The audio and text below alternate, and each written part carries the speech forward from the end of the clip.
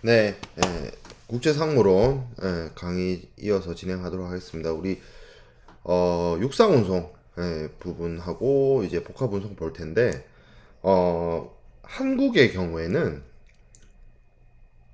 여러분들이 이제 뭐 반도 국가다, 뭐 육제 이제 연결을 하고 있는 그 반도 국가다고 이제 이야기를 하고 또 배우고 하지만 현실적으로 이제 정치적으로 이제 대륙하고 이 대한민국을 연결하는 부분에 있어서 북한이라는 어떤 그 존재가 위치하고 있기 때문에 육상으로 뭐 중국을 간다든지 육상 운송 수단을 이용해서 러시아로 넘어간다든지 그럴 수 있는 상황이 안 되죠. 그래서 한국은 뭐 일본하고 똑같습니다. 제가 봤을 때는 섬나라예요, 섬나라.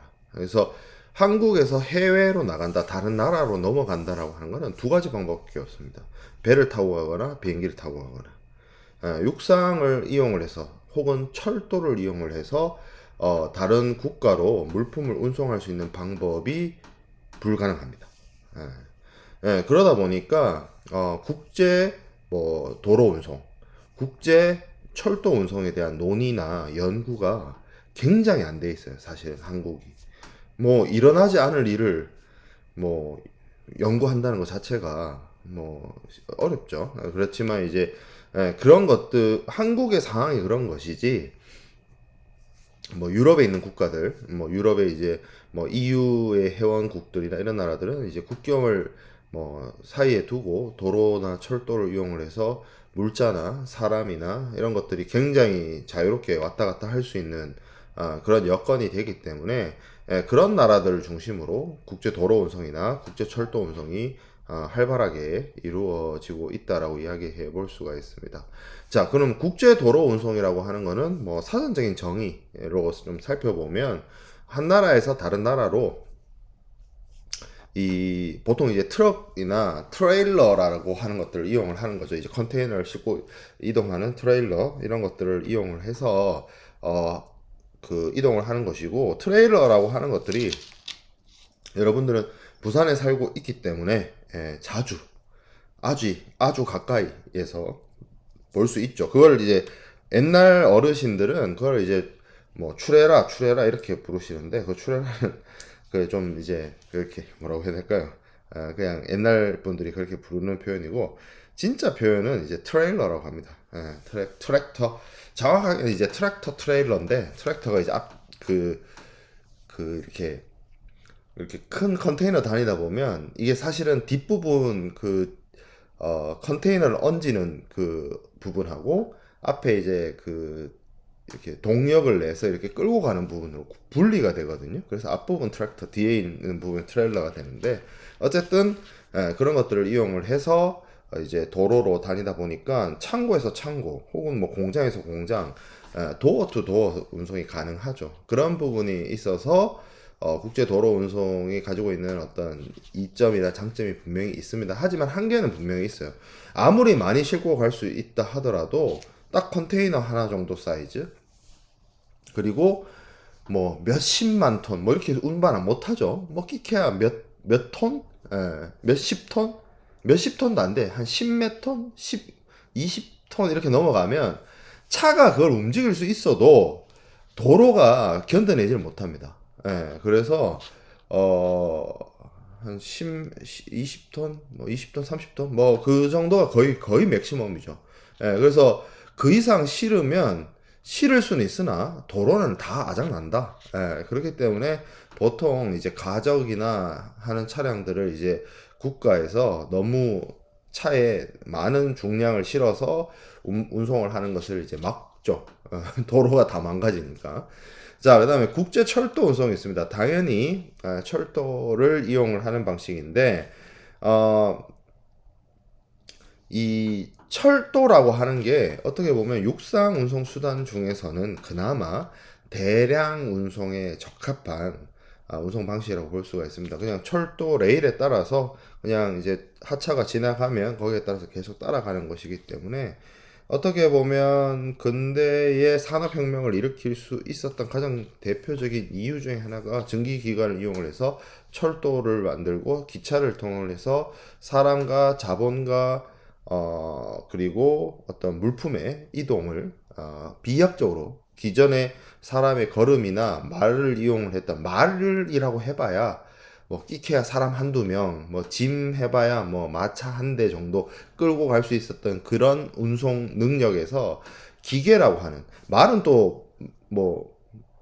지치잖아요. 예, 그렇기 때문에 분명히 한계가 있는데 지치지도 않고 에너지를 충분히 공급만 해주면 끊임없이 달릴 수 있는 그런 어떤 기차라는 운송 수단에 의해서 그 산업혁명이 일어났다라고 산업혁명의 큰 변화의 물줄기가 이루어졌다라고 볼 수가 있는데 이게 이제 그 어떻게 보면 대륙 간 운송이라든지 대륙 안에서의 운송이라든지 이런 것들을 하는 데 있어서 굉장히 활용성이 높고 경제성도 높고 하는 부분이 있습니다. 물론 도로 운송하고 비교해 봤을 때 철도라는 인프라가 놓여져 있어야 하기 때문에 완벽한 의미로서의 도어 투 도어는 아니죠. 스테이션 투 스테이션이죠. 엄밀하게 따졌을 때 그런 것들이 이루어지게 되었다라는 거고요. 여기 뭐 피기백이라고 하는데 이게 이제 그 이 방식이 뭐냐면 도로 운송에서 사용됐던 컨테이너를 이제 철도에 싣기도 하고 철도에서 사용됐던 컨테이너를 이제 그 트랙터 트레일러에다가 옮겨서 운송하기도 한다. 뭐 그런 뜻으로서 이제 피기백 이런 표현을 씁니다. 반대로 이제 해상하고 육상의 이런 전환 이런 것들을 뭐 PC백 뭐 이렇게 얘기하기도 하고 뭐 그런 의미로 사용하고 있는 거예요. 육상 운송 간의 이제 교환이나 해상 운과 육상 운송 간의 교환이나 아니면 이제 항공 운송과 육상 운송의 교환을 뭐 버디백 뭐 이렇게 얘기를 하는데 요즘엔 잘 안 쓰는 표현 중에 하나입니다.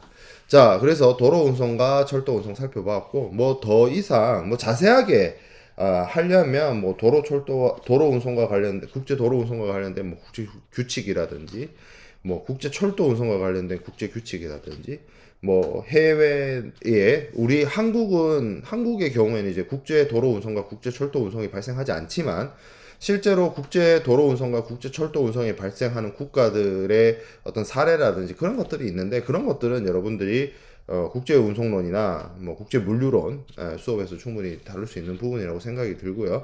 바로 이어서 이제 복합 운송에 대해서도 복합 운송도 사실은 오늘날의 그 어떤 그 운송의 주류라고 할까요? 이게 이제 뭐 화물에 있어서는 여러분들이 잘 알고 있는 이제 특송, 페덱스, UPS, 뭐 DHL 뭐 이런 업체들로 대변되는 그런 특송 업체들이 이제 성장을 하고 그리고 이제 아마존이나 쿠팡처럼 이제 스마트 물류 라스트 마일 물류, 뭐 풀필먼트 물류를 하는 그런 기업들이 등장을 함과 동시에 복합 운송에 그러니까 운송에 있어서도 이 트렌드도 이제 운송 주선인이나 이런 사람들이 이제 그 어떤 자신의 역량을 스마트화하고 그리고 운송 주선과 관련된 여러 가지 운송 수단의 어떤 이 연계라든지 이런 것들의 역량이 커지면서 운송의 패러다임 자체가 이제 복합 운송. 그러니까 한 가지 이상,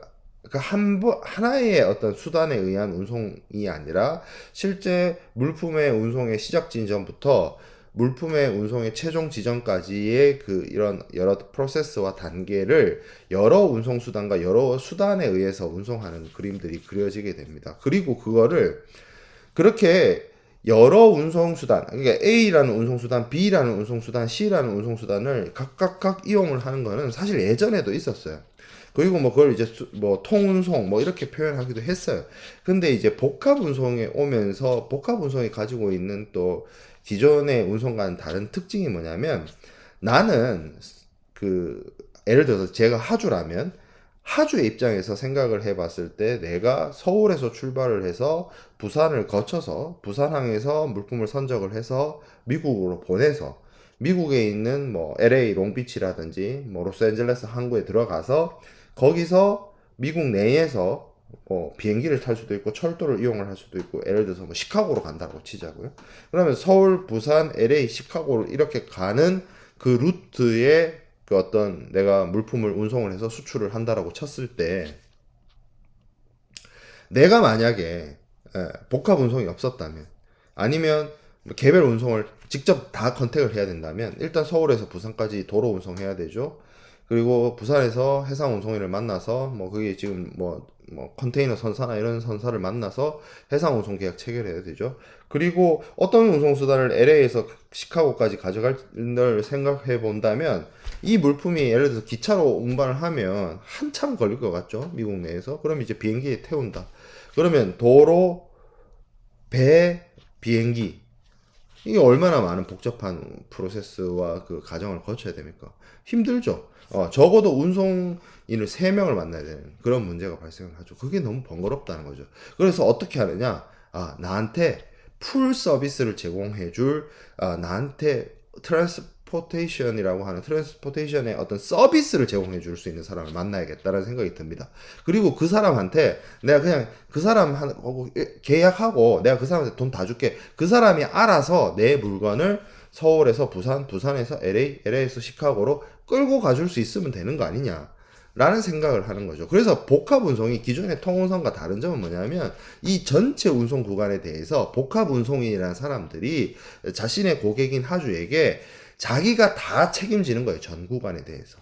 그래서 하주와 이 복합 운송인이 복합 운송 계약을 체결하고 이 프로세스 전체 육상, 해상, 육상 이 전체 구간에 대해서 단일에 내가 다 이 복합 운송인이 책임지고 해주겠습니다. 고객님 저만 믿으세요. 제가 다 해드릴게요. 그리고 단일의 운임 설정합니다. 이거 육상 운송 돈 따로 받겠어요? 해상 운송 돈 따로 받겠어요? 육상 운송 돈을 따로 받겠어요? 아니죠. 복합 운송인이 계약 하나 체결하면 이 복합 운송인이 나서서 이것도 해주고 이것도 해주고 이것도 해주고 다 해주는 거죠. 그래서 단일의 운임 돈 한 번만 내는 거예요. 하주는 복합 운송에 대해서 서류도 하나만 나옵니다. 그렇지만 운송 수단은 다양하죠. 이게 이제 복합 운송이에요. 이게 핵심입니다. 복합 운송. 자, 그러면 복합 운송인은 비행기도 가지고 있어야 되고 배도 가지고 있어야 되고 트럭도 가지고 있어야 됩니까? 그게 쉽지 않죠. 그래서 복합 운송인은 자기가 실제로 운송을 수행하고 화물을 보관하고 화물을 선적하고 화물을 양하고 화물을 관리하는 그런 운송인이 아니에요. 복합 운송인은 계약 운송인으로서 계약자로서 하주와 운송 계약을 직접 체결하는 것이고 실제로 액추얼하게 해상 운송을 하고 실제로 액추얼하게 육상 운송을 하는 사람이 따로 있습니다. 그리고 그런 사람들한테 일을 맡기는 거죠. 중간에서 일종의 중개를 해주는 것이고 어떻게 보면 플랫포머라고 할 수 있는 거죠. 플랫폼을 만들어 주는 거죠. 여러 가지 서비스를 묶어서. 이게 어떻게 보면 오늘날 각광을 받고 있는 뭐 어떤 생태계 구축이라든지 플랫폼으로서의 플랫폼 비즈니스의 어떻게 보면 가장 뭐 기초적인 원시적인 그런 모습이라고 볼 수가 있습니다. 그런 복합 운송인이 그런 역할을 수행을 하는 거죠. 그래서 그런 운송인들을 뭐라고 예약을 하냐면 계약 운송인형이라고 얘기하기도 하고 무선박 운송인이라고 합니다. 무선박이라는 게 non-vessel, 배가 없어요. 배 한 척 없어요. 하지만 운송인 역할을 수행하는 거죠. 그러면 배 한 척 없는데 어떻게 운송인 역할을 수행을 하느냐? 이 사람이 실제로 배 있는 사람하고 계약을 해가지고 선복을 확보를 한 다음에 그 선복을 이용할 수 있는 하주와 영업을 떼어서 그 하주로부터 화물을 가져와서 그 선박에 실어다 주는 거죠. 중간 마진 먹는 거예요. 근데 이 해상 운송인 해상 운송만 할 거 아니에요. 그러니까 이 중간 마진을 먹는 운송인이 육상 운송업자도 만나고 해상뿐만 아니라 뭐 철도 운송인도 만나고 항공 운송인도 만나는 겁니다. 그래서 각각의 운송 수단과 운송 공간을 확보를 해서 하주가 원하는 대로 화물을 운송을 시켜주고 나는 거기서 중간에 마진을 먹는 거죠. 그렇게 역할을 수행하는 거를 소위 말해서 프라이트 포워더, 운송 주선인이라고 하는 겁니다. 물론 실제 운송인형도 있습니다. 그리고 한국의 프라이트 포워더들이라고 했을 때 진짜 아무것도 없고 그냥 사무실만 하나 있고 직원 몇 명 있고 해서 모든 거를 운송 주선을 해가지고 이걸 이제 부킹을 잡아서 이렇게 화물에 운송을 의뢰해주고 하는 그런 사람도 있습니다. 그런 사람도 있는데 요즘에 나오는 프라이트 포워더들 실제로 프라이트 포워더 운송 주선업을 하는 사람들 그 기업들을 보면 그런 기업들이 있어요. 육상 운송 정도는 자기가 다 해. 그러니까 이제 트레일러나 탑차 이런 것들을 어느 정도 확보를 하고 있는 거죠. 그리고 운송 수단은 없지만 내가 예를 들어 물류 창고를 갖고 있다. 그러면 적어도 물류 프로세스 상에 뭐는 해줄 수 있어요, 고객들한테. 화물에 대한 보관이라든지 검사라든지 그런 창고에서 수행되는 업무는 운송 주선인이 직접 자기가 소유하고 있는 창고에서 직접 해.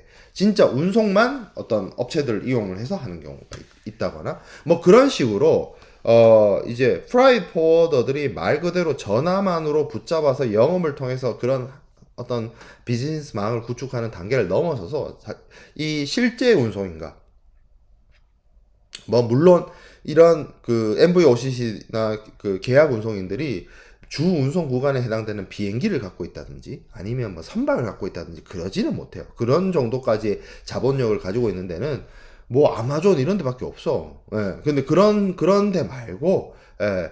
이런 한국의 프라이트 포워더라고 하는 기업들도, 대형 선박이라든지 비행기가 아니라, 창고나 국내의 화물 운송 차량 정도를 확보를 해서, 도로 운송, 가까운 거리의 어떤 도로 운송이라든지 화물의 보관 서비스를 제공해주고, 거기에 플러스 알파로, 컨설팅이라든지, 관세 통관이라든지, 어떤 그런 부분들까지도 일종의 서비스를 제공하는 그런 형태로의 업무 영역의 확장이 오늘날에는 이루어지고 있습니다. 그래서 운송 주선이라고 하는 게 결국에는 사전적으로는 운송을 위탁한 고객을 대리를 해서 스스로 운송 계약의 주체가 되어서 자기 명의로 운송서류를 발행을 하고 전체 운송 구간에 대해서 운송 책임을 부담하는 사람을 운송 주선이라고 합니다. 그래서 풀 서비스를 제공해줘요, 하주들한테 보통은. 그래서 화물을 송화인으로부터 받아서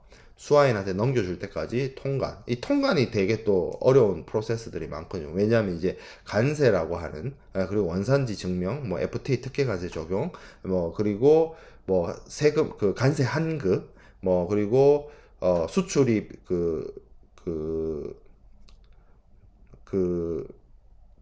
갑자기 단어가 생각이 안 나는데 수출입해야 되는 물품 중에서 전략 물자라든지 고시 통합 공고라든지 수출입 공고에 해당되는 요건이죠.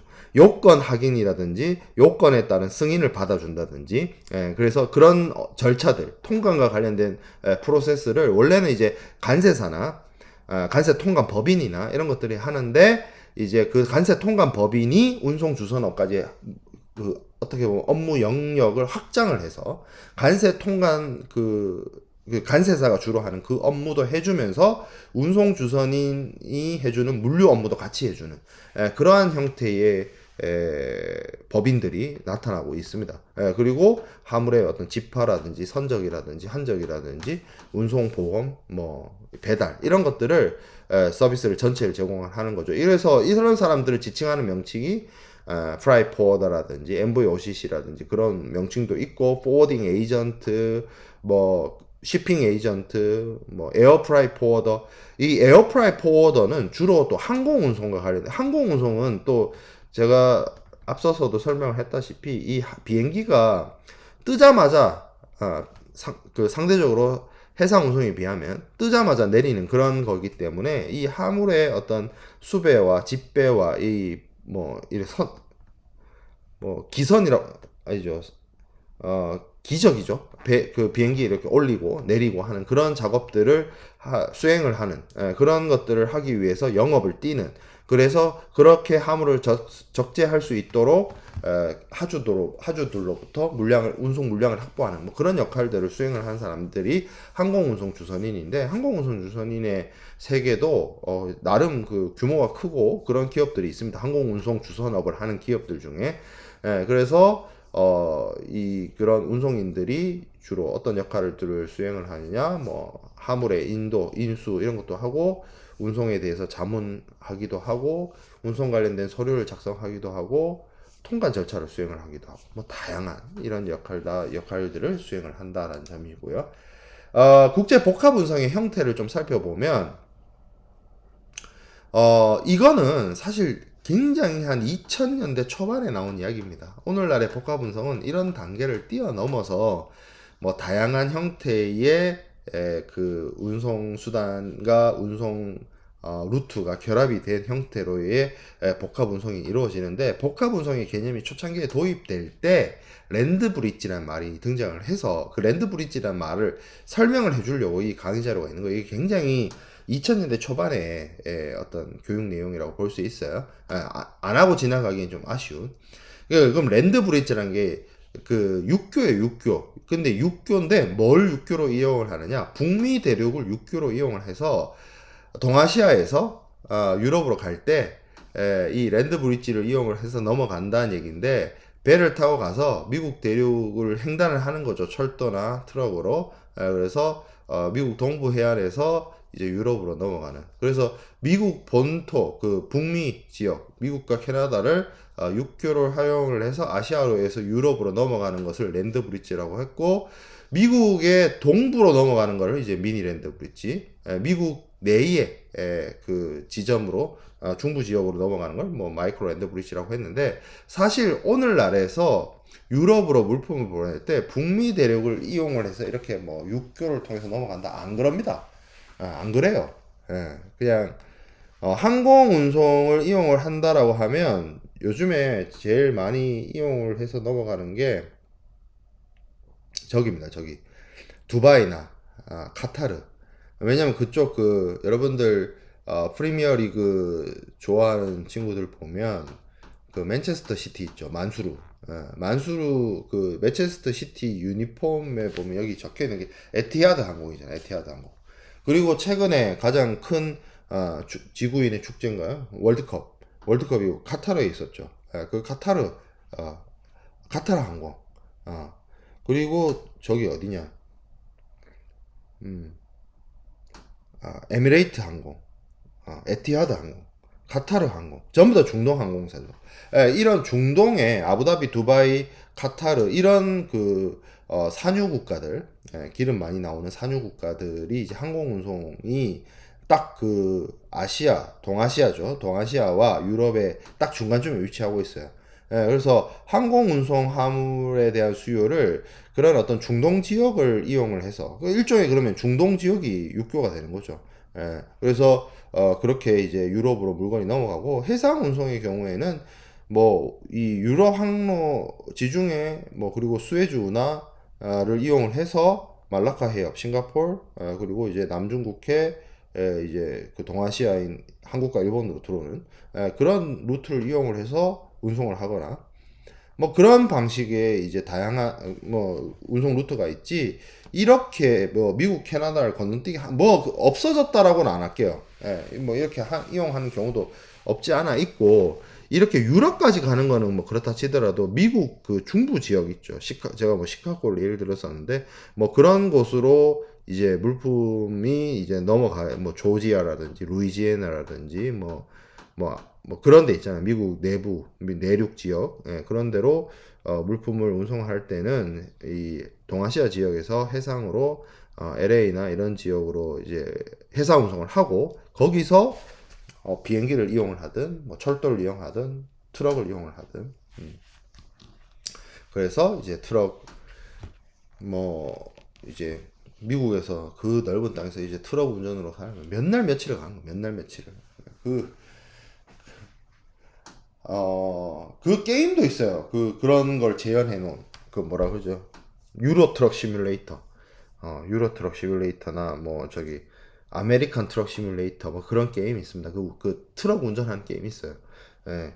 저도 해본 적은 있어요. 해본 적은 있는데, 뭐 좀 취향이 안 맞아서 뭐 몇 번 하다가 제가 그 집에 그게 있거든요. 이 레이싱 게임 하기 위한 이 핸들이 있어요. 그래서 저는 주로 이제 이 속도감을 낼 수 있는, 밟을 수 있는 뭐 F1이라든지 그 뭐 그란 투리스모 이런 거를 하지, 그 이 그 트럭 모는 게임, 유로 트럭 시뮬레이터 그거는 좀 제 취향이 아니더라고요. 그런데 그거 저기 뭐냐 뭐 게임 하는 BJ나 이런 사람들이 한 번씩 하는 거를 뭐 볼 때는 있는데 끝없이 펼쳐진 도로를 그냥 가는 거야. 근데 그래서 그 아마 이 인류가 그 어떻게 보면 이제 무인 차량, 무인 자동차를 개발을 한다면 가장 빨리 교체되거나 시급하게 바뀔 부분이 그런 거 아닌가. 트럭 운전입니다. 트럭 운전. 아무튼 그런 좀 여담을 좀 나눴고요. 복합 운송과 관련해서는 뭐 복합 운송 서류가 따로 있느냐라고 물으면 좀 애매해요. 그러니까 복합 운송 서류라고 하는 게 결국엔 프라이빗 포워더가 발행해주는 서류인데 이게 대체적으로 메인 운송 구간이 뭐냐에 따라서 좀 바뀝니다. 예를 들어서 메인 운송 구간이 항공 운송이다 라고 하면 에어웨이 빌 형식으로 나올 수밖에 없어요. 그러니까 에어웨이 빌이 발행이 되고 뭐 여기 앞에 도로 운송 조금 하는 거하고 저쪽에 도로 운송 조금 하는 거 이런 거는 그냥 이제 복합 운송 계약을 통해서 내용이 나오고 운송 서류로는 이제 주 운송 구간이 에어웨이 항공 운송이라고 하면 에어웨이빌이 나오는 것이고 만약에 복합 운송 계약을 체결을 했고 복합 운송 계약서를 작성을 했고 주 운송 구간이 해상 운송 구간이다라고 하면 선화증권이 나오는 겁니다. 사실은 선화증권이 나오는 거예요. 주 운송 구간이 해상 운송이면 그 실제 액추얼 그 해상 운송인이 있단 말이에요. 그래서 그 실제 해상 운송인이 발행하는 선화증권이 있습니다. 예, 그래서 그걸 통해서 그게 만약에 이제 제대로 된 선화증권으로서 발행이 됐다라고 한다면 권리증권이죠. 선화증권이기 때문에. 왜냐하면 실제 해상 운송이 이루어지니까. 앞에 뭐 육상 부분, 도로 부분, 철도 부분, 비행기 항공 운송 부분이 있다 하더라도 메인 운송 구간이 해상 운송 구간이면 해상 운송과 관련된 선화증권이 나올 수밖에 없고 그래서 사실은 복합 운송 서류라고 하는 것이 뭐 특별하게 있는 것이냐 좀 애매하긴 해요. 복합 운송 계약을 체결할 수는 있지만 운송 서류라고 하는 것은 결국에는 뭐 철도 운송이면 철도 운송 서류가, 도로 운송이면 도로 운송 서류가, 항공 운송이면 에어웨이 비리, 해상 운송이면 해상 운송과 관련된 선화증권이 발행되는 것이기 때문에 액추얼한 캐리어들의 입장에서 그거를 이제 묶어서 이제 일종의 그룹 BL 뭐 이런 걸로 발행될 수 있겠죠. 복합 운송 주선인에 의해서 포워더 BL이 발행될 수 있는데 그 포워더 BL도 뭐 메인 운송 구간이 어느 것이냐에 따라서 좀 크게 달라질 수 있다. 케바케로 그런 정도까지만 이야기를 하겠습니다. 그래서 32번 슬라이드에 있는 이 내용은 복합 운송 서류가 선화증권으로 발행됐을 때의 상황을 이야기해 볼 수 있는 거죠. 자, 그 다음 주 강의 자료로 넘어가도록 하겠습니다.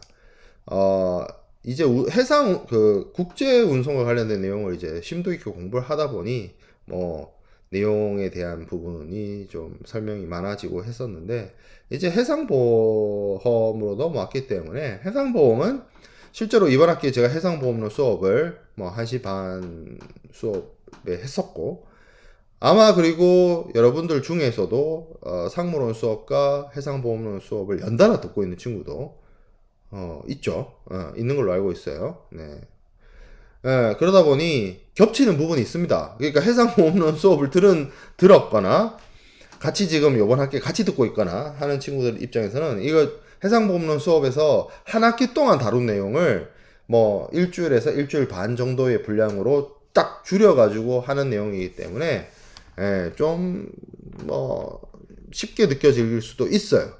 그렇지만 복습한다는 개념으로 기말고사를 앞두고 복습을 한다는 개념으로 들으면 좀 좋지 않을까라는 생각이 듭니다. 해상보험은 크게 나눠 봤을 때 물건, 우리가 수출입 화물이라고 하는 카고를 보험에 드는 적하보험이 있고 그리고 선박을 보험에 부과하는 선박보험이 있습니다.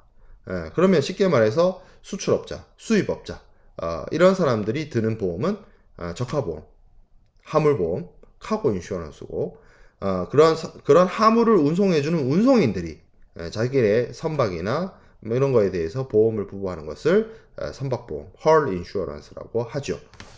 그러면 우리가 배워야 될 거는 물론 두 개 다 해상보험이고 중요합니다. 이 해상보험이라고 하는 것은 당연히 보험회사와 보험자 내지는 보험회사와 그 보험의 수혜를 받는 피보험자 사이에서 이루어지는 계약행위라고 볼 수가 있어요. 사적 계약행위인데 그것은 당연히 해상보험 계약을 통해서 이루어지죠. 그래서 보험자, 여기서는 인슈어러라고 표현을 하는데 뭐 보험회사일 수도 있고 개인 보험업자일 수도 있습니다. 그런 사람들이 수출업자, 수입업자, 뭐 하주 이런 사람들, 그런 사람들이 이제 보험의 수혜를 받는다라는 뜻으로 피보험자라는 표현을 써요. The assured라고 합니다. 인슈어러, insured 뭐 이렇게 얘기를 하는데 뭐 그런 표현들을 사용을 해요. 그래서 이 보험자와 피보험자 사이에서 해상에서 발생되는 손해, 해상 사업에서 발생되는 손해에 대해서 보험자가 보호를 해주는, 부보를 해주는 그런 해상보험 계약을 체결하게 되고, 그러면 이 해상보험 계약의 대상이 되는 해상 사업은 어떤 것들이 있느냐라고 했을 때, 뭐 선박이죠, 선박. 선박이 당연히 보험 부보의 대상이 될 수도 있고, 뭐 하물이 보험 부보의 대상이 될 수도 있습니다. 그리고 여기 보면 가운데 해상사업 2번에 보면 운임이라든지 그리고 수수료, 기운, 전도금, 대출금, 뭐 선비 이런 것들도 보험 부보의 대상이 된다라고 되어 있는데 쉽게 말해서 이런 것들은 어떻게 보면 수출업자, 수입업자의 입장이라기보다는 운송업을 수행을 하는 해상 운송인의 입장에서 봤을 때 자기가 뭐 투자한 돈이라고 볼 수 있죠. 운임, 뭐 그리고 받아야 되는 돈들, 이런 것들도 보험의 부보의 대상이 됩니다. 자, 그리고 여기 밑에 세 번째 보면 피보험 재산의 소유자 또는 피보험 재산의 기타 이해관계가 있거나 책임이 있는 자가 해상의 위험 때문에, 바다에서 일어나는 위험 때문에 제3자에 대해서 배상 책임을 부담을 해야 되는 그런 경우. 여러분들도 자동차 관련해서 자동차가 뭐 다른 자동차를 친다든지 아니면 다른 사람의 인명에 대해서 피해를 준다든지 하면 물어줘야 되는 배상 책임을 물어야 되죠. 당연히 뭐 선박의 경우에는 물론 이제 수출 화물을 물건이 누가 남을 해코지하진 않기 때문에 그렇지는 그것과 관련해서는 이슈가 없지만 이 선박의 경우에는 다른 선박을 뭐 다른 선박이랑 충돌을 하거나 하는 여러 가지 문제들이 생겨날 수도 있죠. 그래서 그런 부분에 대해서 배상 책임을 져야 된다. 그러면 여기서 이야기할 수 있는 게 해상에서 위험이 무엇이냐? 해상 위험은 무엇이냐? 바다에서 일어나는 위험이고 이것 때문에 사실은 해상보험을 드는 겁니다. 어떤 것들이 있느냐?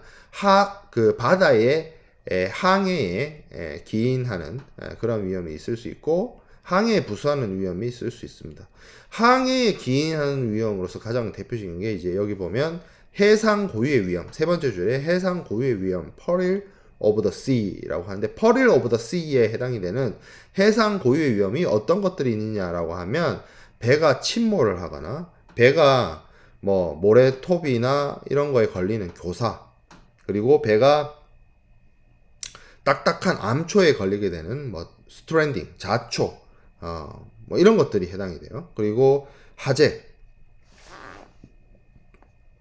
해당이. 그러니까 하재는 이제 해상 고유의 위험에 포함되지는 않고 대표적인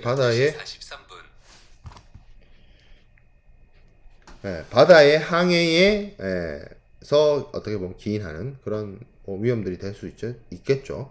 그리고 전쟁 위험, 전쟁 행위, 뭐 해적, 뭐 강도, 절도.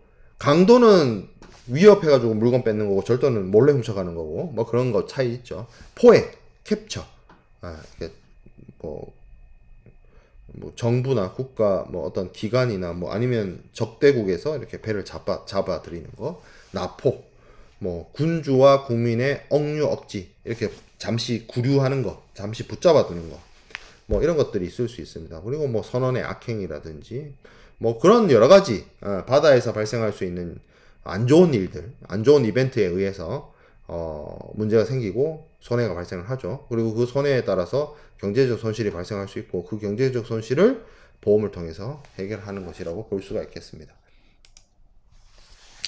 자, 그러면 여기 그 해상보험이 다른 무역 파트보다 어려운 점이 용어가 어려워요. 용어가. 사용되는 용어가. 예, 그래서 용어를 조금 정리를 하고 갈 필요가 있는데, 뭐, 오늘은 좀 이제 해상보험과 관련돼서 스타트를 하는 거니까 다음 시간에 나머지 부분을 나간다라고 하고, 자, 일단 보험자가 있습니다. 보험을 인수하는 사람들이에요. 여러분들 뭐 생명보험이라든지 실비보험이라든지 자동차 보험이라든지 보험회사 알죠? 뭐 대표적으로 한국의 뭐 보험회사 뭐 삼성생명, 삼성화재, 동부화재, DB손해보험, 동부가 DB로 바뀌었죠. DB손해보험, 뭐 메리츠, 뭐 있죠. 뭐 LIG, 뭐 이런 회사들이 있죠. 현대해상, 현대해상. 갑자기 보험회사 이름들이 왜 이렇게 생각이 안 나지? 아무튼 그런 회사들이 있죠. 그런 보험회사 말하는 거예요. 보험자, 인슈어러, 어슈어러, 언더라이터 다 해당이 됩니다. 근데 여기 언더라이터라는 표현이 있는데 언더라이터가 개인 보험업자를 말해요. 한국은 주로 주식회사 형태죠. 보험회사들이. 근데 유럽, 특히 영국에는 현대적 보험의 효시이자 오늘날에도 가장 큰 시장을 형성하고 있는 영국에서는 개인이에요. 그냥 개인 업자예요. 개인 업자인데 보험을 인수를 하는 그런 사람들이 있습니다. 전통적으로 자본 금융업을 하는 거죠. 그런 보험업자들이 있어요. 그런 사람들을 이제 개인 보험업자라고 하고 그런 사람들을 언더라이터라고 합니다. 어쨌든 보험자예요. 보험을 인수하는 자. 그리고 피보험자의 입장에서 보험 목적물에 사고가 발생했을 때 보험금을 지급하기로 약속한 사람들입니다. 자, 그리고 피보험자가 있어요. 피보험자는 insured, assured라고 합니다. 그런데 이 사람하고 보험 계약자라는 policy holder, 여기서 말하는 policy라고 하는 것은 보험 증권을 말하는데요.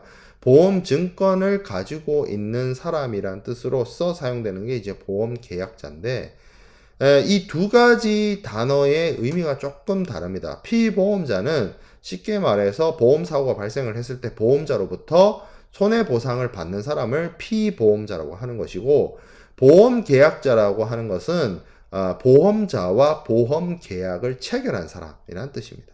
원래 거의 대부분의 경우에는 이 보험계약자와 피보험자가 같은 사람이에요.